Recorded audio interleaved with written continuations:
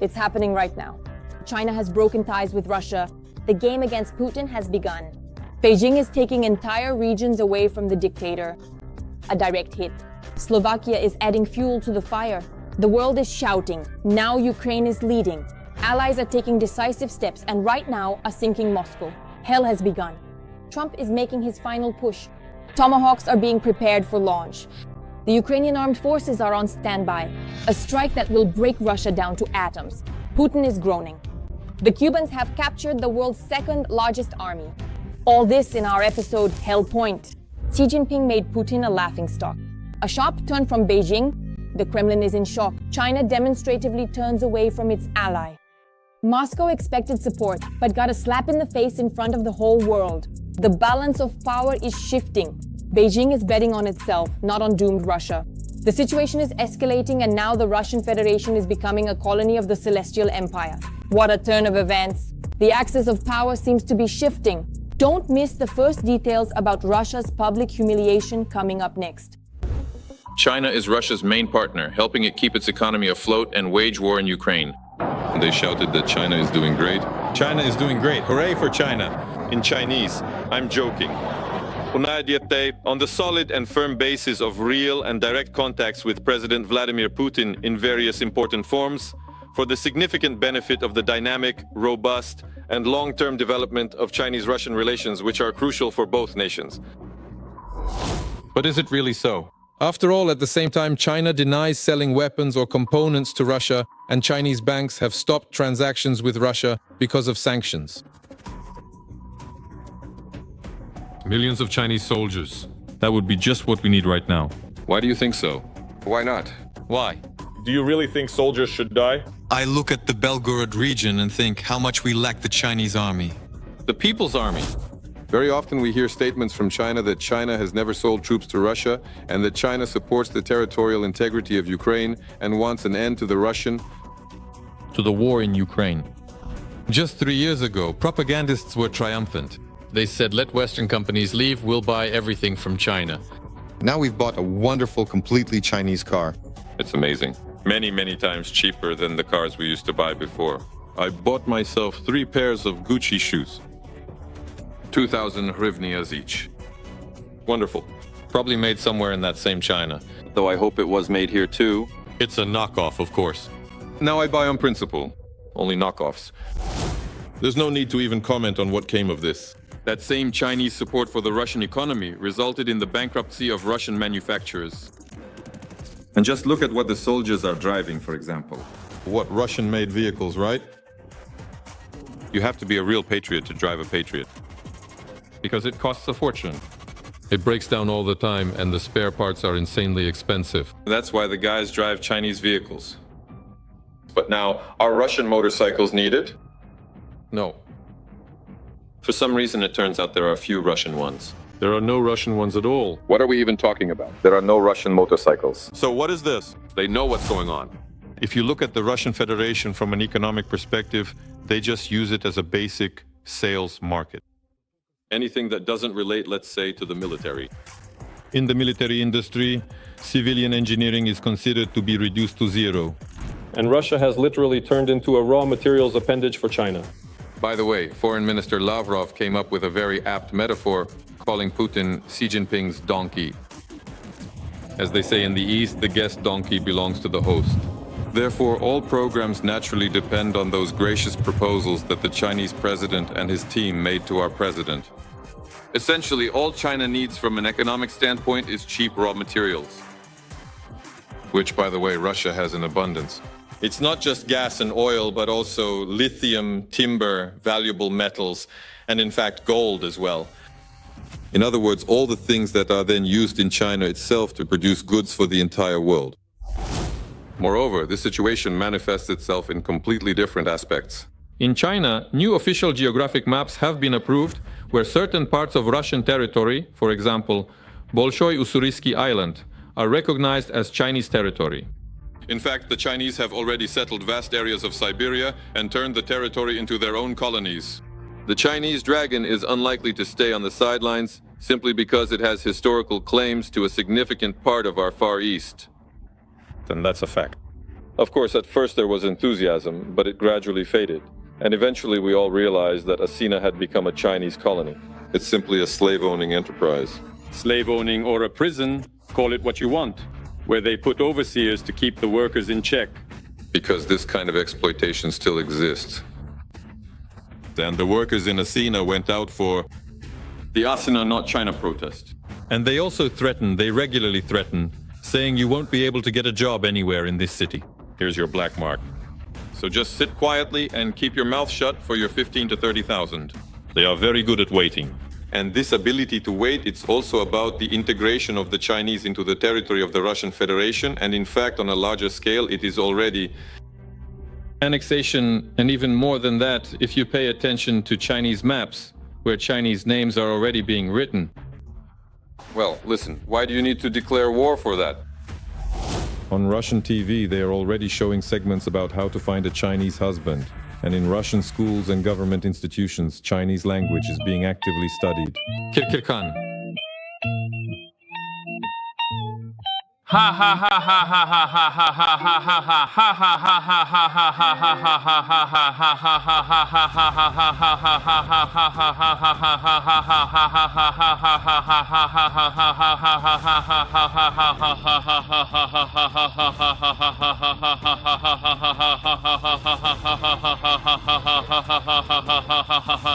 Putin constantly tries to characterize relations with China as a strong friendship. However, China's President Xi Jinping literally and quite directly spat in the face of Russia's President Vladimir Putin by decisively taking away from Russia that very significant and highly anticipated great victory.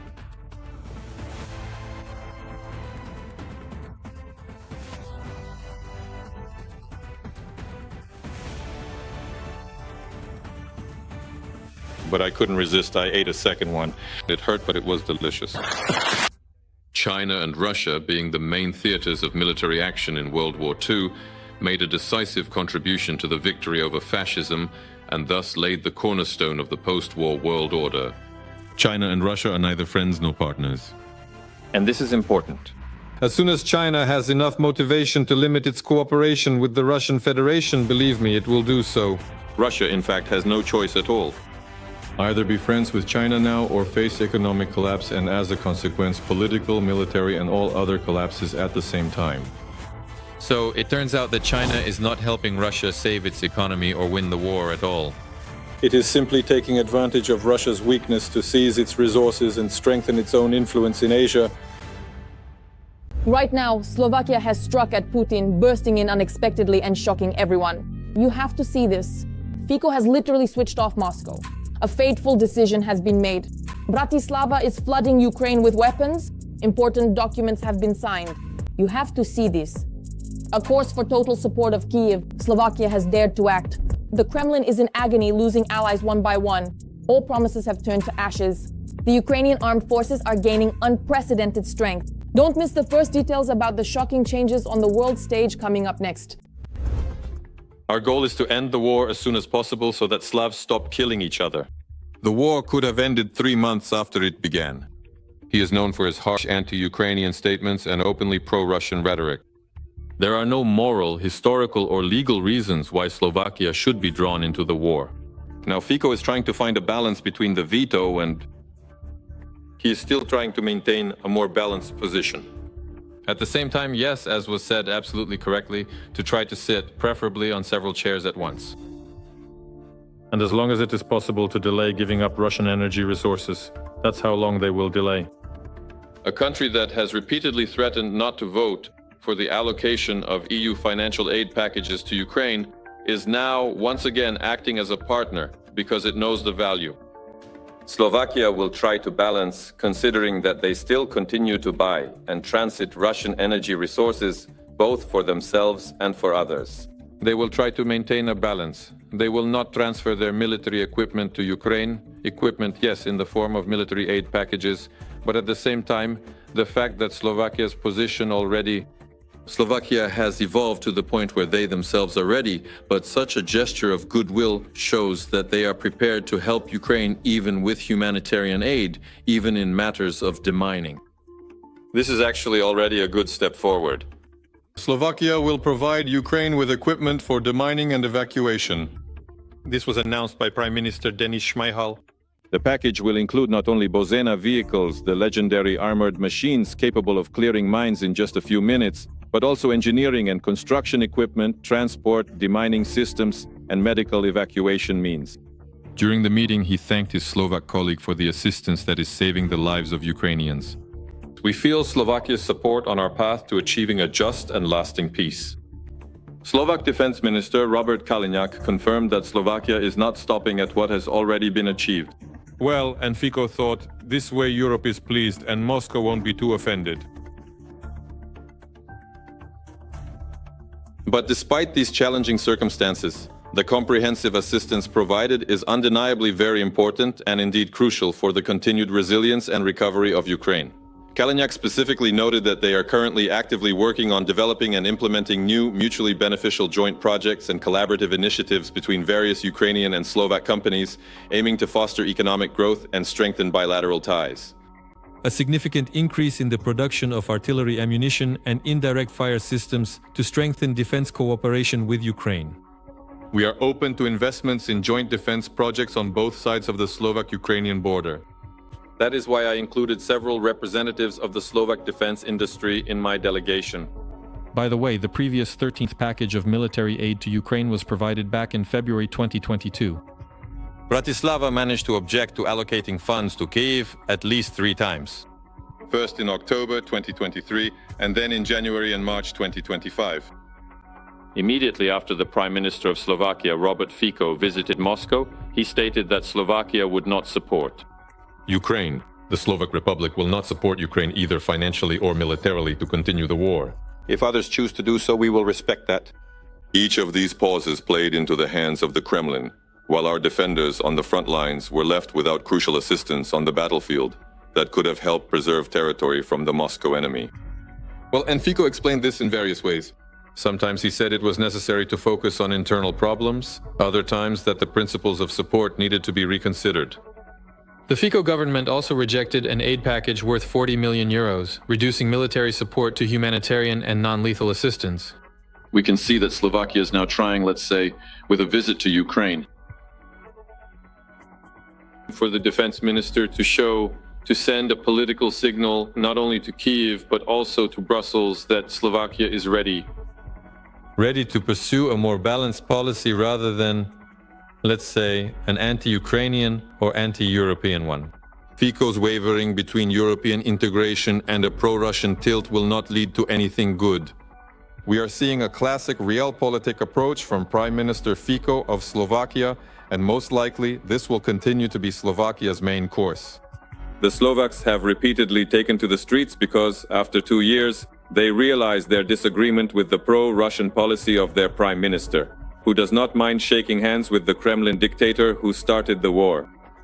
However, the current aid package to Kyiv shows that the pragmatists in Bratislava see that helping Kyiv today is more profitable and promising. And on top of that, a strike on Moscow straight from Washington. There's no point in hiding it anymore. Trump is launching tomahawks aimed directly at Putin. The White House's patience has run out. The bomb is starting to work. It's hard to believe. The defeat of the Russian Federation will happen live on air. The armed forces of Ukraine have given the order. The world is giving a standing ovation while the dictator doesn't know where to hide. A nerve-wracking game that has turned into the Kremlin's final symphony. You have to be the first to hear this. American President Donald Trump has almost made the decision to provide Ukraine with long-range Tomahawk missiles. If you think about it, I've practically made the decision already. I think so. I'm curious to find out what they'll do with them. Where will they send them? Maybe I should ask about that. At the end of last week, Russian dictator Vladimir Putin stated that the supply of American long-range Tomahawk missiles to Ukraine would lead to an entirely new level of escalation, particularly in relations between Moscow and Washington. Putin called these particular missiles not exactly modern, and he further noted that providing these specific missiles to Ukraine would not significantly change the overall balance of power on the battlefield, he stated.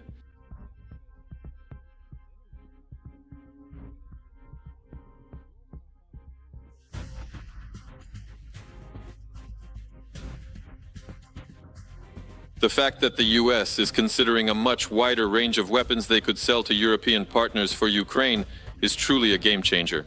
And this is yet another pressure, first and foremost, on Putin's inner circle. How long will it take them to realize that if they hope a change of power in the US will bring them victory, that same change of power in the US could bring Ukraine tomahawks that will come flying at them? However, the transfer of missiles could be delayed by several months. This was written by Yehor Chernev, the head of the permanent delegation of the Verkhovna Rada to the NATO Parliamentary Assembly. Because, first and foremost, this is a means of pressuring Putin and an attempt to force him to negotiate, and only then is it about strengthening our military capabilities. It was no coincidence that Trump said he had almost made up his mind and did not want an escalation. And that he wants to clarify how these missiles will be used. Chernev assures that the transfer of tomahawks to Ukraine is a test for Putin and could be divided into stages. At each stage, Putin will be given the opportunity to back down and enter into negotiations. Therefore, most likely the supply and use of the missiles will be very gradual.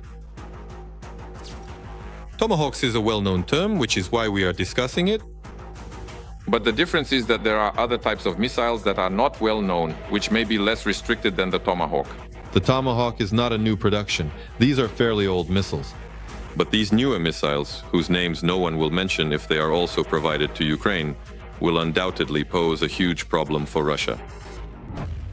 Putin's lies about negotiations could result in the transfer of Tomahawk missiles to Ukraine. This opinion was expressed by former U.S. Special Representative Kurt Volker.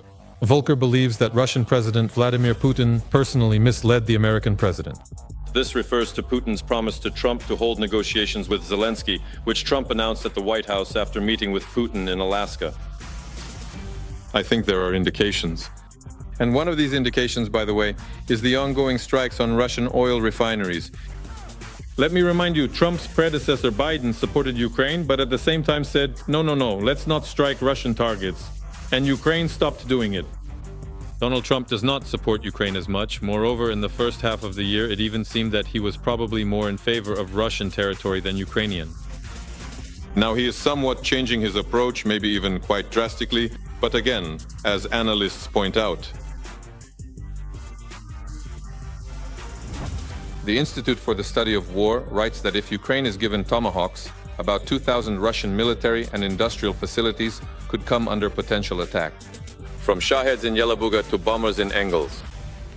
Every voice matters. Join our community, support independent journalism and help us bring you the truth from Ukraine. Become a member of Ukraine Today. Join us now. Yulia Yarmolenko, the war has finally finished off the Russian Federation. The world's second largest army looks like a broken puzzle. Putin is urgently trying to put everything back in its place. But now, instead of Russians, there are Cubans. Another country has been officially drawn into the crime. Foreign mobilization is in full swing. The dictator has thirsted for blood. However, he doesn't reveal the whole truth to his new mercenaries. What does he promise for participating in the so-called special military operation? And how could such a campaign threaten Putin himself? We'll tell you about this in just a moment. There are new additions among the allies fighting against Russia. This time from faraway Latin America, Cuba. They fought starting from the 1960s, following the example of Fidel Castro, who came to power in Cuba, and Cuban soldiers fought both in Latin America, and then Fidel Castro had the idea to send the Cuban army to Africa to spark an uprising there and turn all of Africa communist. There were such absurd ideas. So for Cubans, given the absolutely poor state of the country, thank you. And for them, war is one of the ways to make money. According to official documents from the US State Department, which Reuters reviewed, Havana is not just supporting the Kremlin's policy. It could have sent up to 5,000 of its citizens to fight in the war against Ukraine. I knew the contract was real when I arrived. The Russian Federation brought me here. Everyone here knew why they came. I know this for sure. Everyone knew they came for war. This is Enrique Gonzalez. He joined the ranks of the Russian army to earn some money, not to kill Ukrainians. I found out that my son had been recruited on the day he left. I don't know how this process happened because he never told me anything. I realized it when he was at the airport. He called me and told me everything. The active recruitment of Cubans for the war began back in 2023, after the Russian dictator signed a decree allowing foreigners who joined the army to obtain Russian citizenship through an expedited process. After that, dozens of Cubans rushed to join the war. Poverty forces people. If we didn't live in such poverty, I'm sure these people wouldn't have gone to Russia. But as it is, you just keep working and working and working. My husband, he worked hard in Cuba, but one day he told me, I can't take it anymore. I asked him what happened. He replied, "Don't worry, I know what I'm doing." My husband was like that. According to available data, recruitment centers are located in various regions. Candidates are promised salaries from $1,500 to $2,500 a month, citizenship or a residence permit, Payments in case of injury and other benefits. For some companies, Moscow creates entire package offers: salary, housing, legalization. All this makes the offer attractive to the economically vulnerable.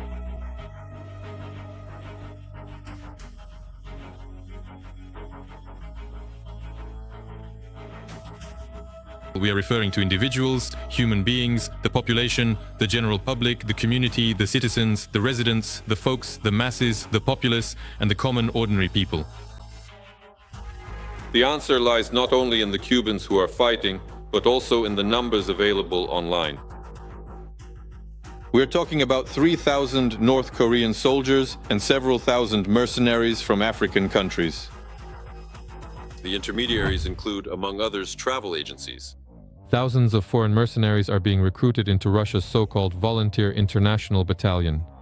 They use flashy advertising campaigns, promises of high earnings, and tricks when signing contracts. Recruitment and agitation mainly take place through Telegram, according to the Los Angeles Times. The advertisement was simple. Sign up for a year to fight on Russia's side in the Special Military Operations Zone. In other words, in the war in Ukraine, And receive citizenship, free medical care, money, and land. this is stated in the Los Angeles Times article. But not everything is done honestly. Contracts for foreigners are often drafted in a way that makes them difficult to fully understand. Translators are not provided, and there is no Wi-Fi. After arriving at the front, requests to terminate the contract require a payment of up to $6,000. Another method recruiters use is student and tourist visas. Many foreigners initially come to Russia on these visas, and then sign a contract with the Russian Ministry of Defense. They are met by brokers and Russian officers right at the airports. To motivate new mercenaries, recruiters publish messages about so-called victories of the Russian army while concealing defeats. Despite all the risks, foreigners' interest does not wane. Meanwhile, America is stepping up its diplomatic efforts to neutralize the Cuban factor in Russia's war against Ukraine. The Donald Trump administration is mobilizing American diplomats to fight against a UN resolution, which calls for lifting the decades-long trade embargo on Cuba. State Department documents emphasize that Cuba uses international initiatives, such as the annual UN resolution, to portray itself as a victim of sanctions, even though its citizens are actually involved in combat on the side of the aggressor. The Cuban regime failed to protect its citizens from being used as pawns in the Russian-Ukrainian war, stated a State Department spokesperson. Every recruited soul is not just a number in the statistics. For the Kremlin, it's a chance to get ahead. Moscow is systematically expanding the pool of foreigners willing to fight for its interests. For the terrorist state, such people are simply cheap labor and cannon fodder. For the mercenaries, it's a chance to make easy money. Halina Yanovich, the unbelievable has happened. Ukrainian drones have turned the enemy's deep rear into hell. There is no way to retreat. Darkness has already engulfed the Belgorod and Bryansk regions, and Moscow faces a real risk of blackout. Putin is really feeling the heat. The strikes are precise and relentless. And this is only the beginning. Putin's system is coming apart at the seams, and the vengeance of the Ukrainian forces is flaring up with renewed strength. The world is watching as Russia finds itself on the brink of a large-scale catastrophe. All the hottest details about this are in the following report. 8 airports closed, fires from Tuapse to Nizhny Novgorod, 251 drones over 16 regions of Russia.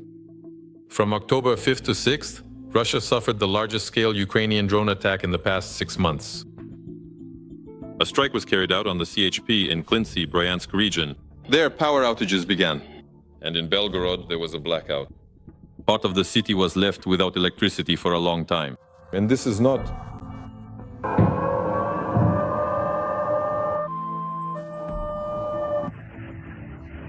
This marks the very first occasion, the initial instance when this particular event or situation has ever occurred, setting a precedent for all subsequent occurrences.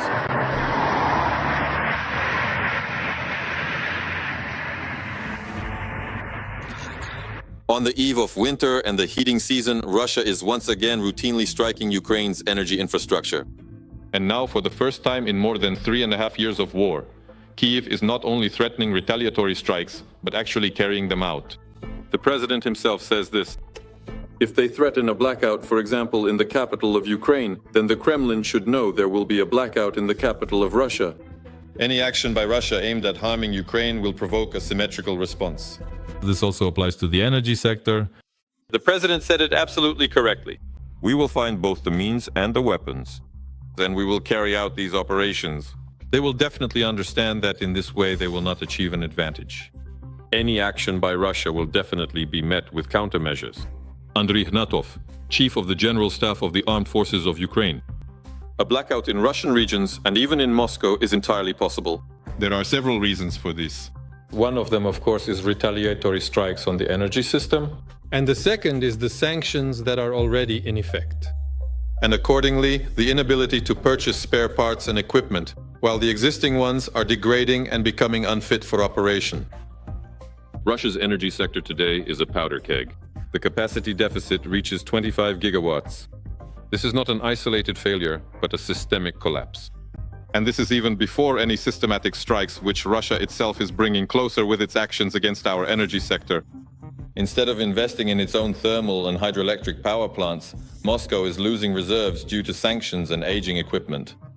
Andriy Kovalenko, head of the Center for Countering Disinformation.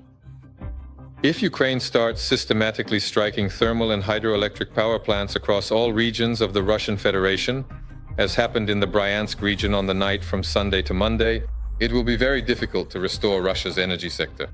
Currently, 42 regions of the Russian Federation are already introducing consumption restrictions during peak hours. In the center of the country, in Siberia, and in the Far East, energy shortages are being felt everywhere. And that's even without any capacities being knocked out. When the Russians destroy Ukraine's energy sector, we have a safety net. We receive kilowatts from the EU, as well as spare parts for restoration. In turn, the Russian Federation does not have such assistance. There, local energy workers can only rely on themselves. And as the latest strike by the armed forces of Ukraine showed, winter in Russia could be very dark and cold. Darina Hutkalo, that's all from me for now. This was me, Darina Hutkalo, with you. Even more scorching news in our next episode. And in the meantime, don't forget to subscribe and hit the like button. See you.